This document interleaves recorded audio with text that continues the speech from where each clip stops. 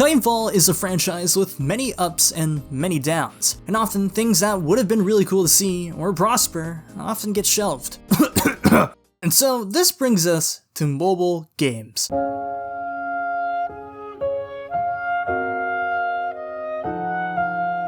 The biggest and most widely available gaming platform and market. However, for the Titanfall franchise, it's never had quite the luck to boom onto the mobile gaming scene, at least for not a bit. You got Apex Legends Mobile, Titanfall Assault, but I bet you've never heard of this first one. This Titanfall mobile game predates Assault, and actually Titanfall Assault was built from this cancelled game. Today, we're gonna talk about Titanfall Frontline.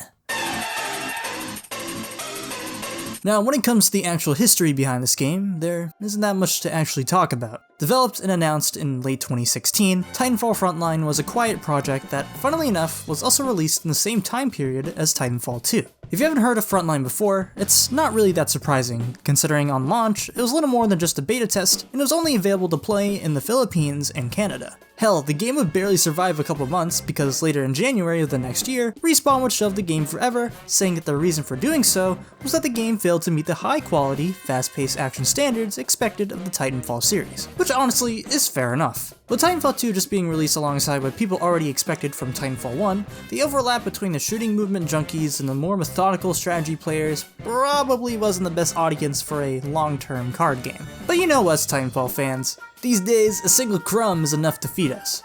So, a group of guys got together, and on the TF Reclaimed Discord, where you can download the game, Titanfall Frontline has been brought back from the brink.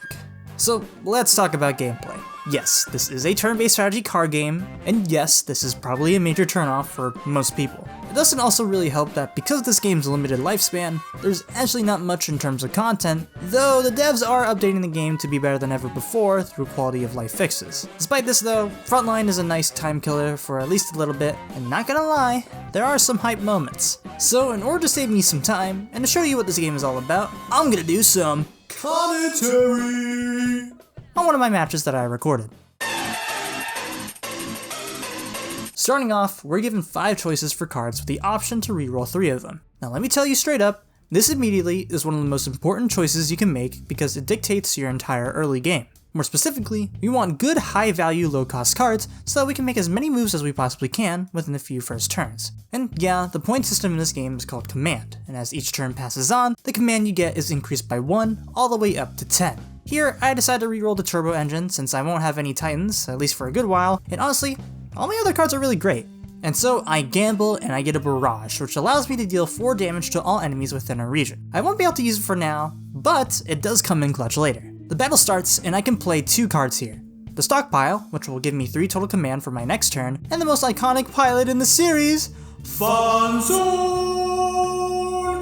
Yeah, as we go on, the pilot names are certainly interesting. But it's the end of my turn now, and my opponent attacks with a pilot of their own. Normally, a regular pilot wouldn't be able to attack immediately after they're deployed, but certain cards in this game have traits which allow units to perform special actions, do more damage, etc. And so this dude has Quick Shot, which allows him to strike at Fawn soon as he's deployed. But wait a minute, my pilot uses her common sense and just moves out of the way. Basically, a unit with Cloak is able to dodge the first attack on each turn. That's pretty busted, especially in early game if you don't have anything to counter it. So for that, I get a free 4 damage on their pilot, and mine gets to live another day. Turn number 2. I'm deploying another pilot, and I'm moving Fawn soon to the front line. Units deployed to the front line are able to do one thing. I can now attack the enemy commander, which in this case is Sarah with 20 HP. So if Fawn soon doesn't die when the other guy does his turn, I can hit Sarah for 4 damage on my next turn if I choose to. Now you might have noticed the other pilot I deployed had something called Intercept. As the name implies, enemy units have to intercept this pilot first, which means before they can attack anything else, they have to go through her. Left with no other choice, the enemy commander deploys a vehicle unit with Quick Shot and is forced to take down my pilot with Intercept, though she doesn't go down without a fight. Turn number 3. I go for that commander chip damage and I deploy one of my first support cards, the Optical Relay, which gives all Auto Titans and Spectres I deploy Quick Shot. This becomes very important later. My turn ends, and my opponent deploys a Field HQ, which passively gives them +1 command, and another pilot. Turn number 4. I need to milk all the damage out of Fawn as soon as I can before she inevitably dies, so I attack Sarah again. I deploy another support card called Remote Node, which gives me +1 attack to all my units whenever I play a burn card. I deploy 2 more pilots, and damn, I'm starting to build a small army. However, I shouldn't be too confident just yet. My opponent moves their pilot to the front line, and then... Let's see how they like this. Yeah, so obviously there are Titans in this game, and a really cool thing you can do is actually have pilots get inside these Titans. The benefit being, the resulting pilot and Titan's attack are added together. These Titans, of course, can come in different chassis and variants, and you probably noticed that this guy deployed a Strider Titan with E-Smoke. E-Smoke basically acts the same as Cloak, but you do an extra 2 damage with a counterattack, though thankfully, it only lasts for 1 turn. Turn number 5. Okay, well, this is a bit scary, but nevertheless, I gotta make a move. I'm able to deploy a Spectre Squad, which gives me an extra point of shield health from my Commander Spyglass, which, yeah, he gets more health as long as there's Spectre Squads in the zone. And, admittedly, I make a really stupid play here by beefing up one of my pilots with some cards and attempting to attack the E-Smoke Titan. Shit. Okay, well, I can still move another pilot up, and Fonsoon, my goat, is able to attack Sarah again, leaving her down to a measly 8 HP. Sarah sees his bullshit though and is like, okay, what if I deployed a Titan that moves all of your units away from the front line? Fuck. Turn number 6. I put down an Engineer, which lets me heal for 2 every turn, and then I'm like, okay, we can go Ogre for Ogre, and I put my units back into the front line. Okay, so now... Wait a minute. Why do I hear... Engaging orbital laser. Oh, cool. Fonsoon!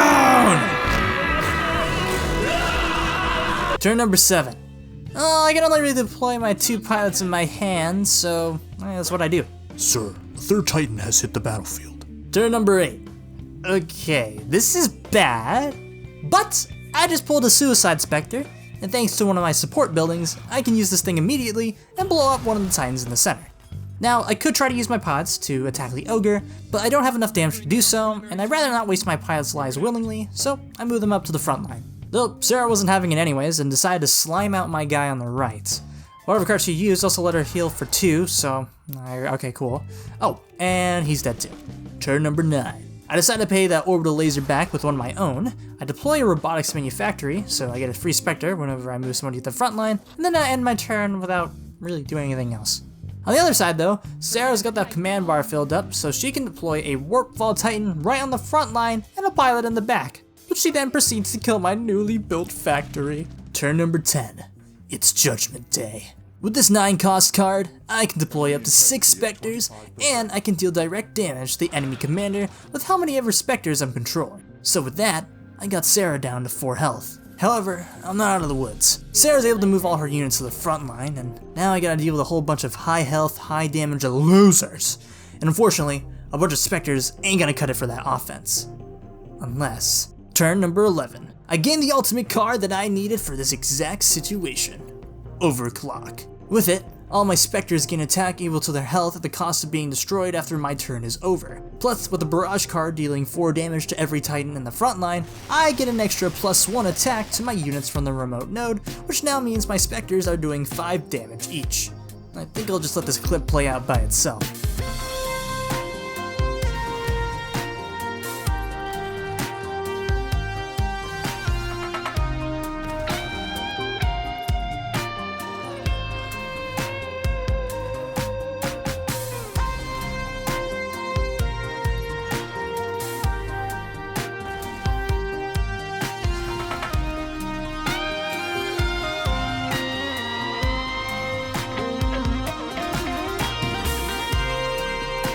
I hit the quick LOL.